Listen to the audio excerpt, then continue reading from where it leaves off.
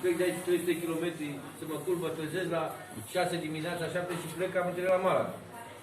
Dar ideea e următoarea. Și eu sunt frustrat când îmi apar tot felul de indivizi ciudați pe listă lângă mine. Pentru că oricât aș fi eu de bun, dacă se uite ce te zice, ba da, e bun, dar cine stă pe listă? Nu votez loc, eu la pe listă. Și atunci mă duc și eu jos. De asta și voi. Apoi aprobare intră pe listă. Păi, aceștia intră cu aprobarea birourilor politice ale partidului și a președintelui partidului. Ideea e următoarea. Nu, ascult. Eu sper să ne schimba ceva, de ascult. Ideea este următoarea. Și voi, la rândul vostru, faceți presiuni. Fiecare acolo de puteți.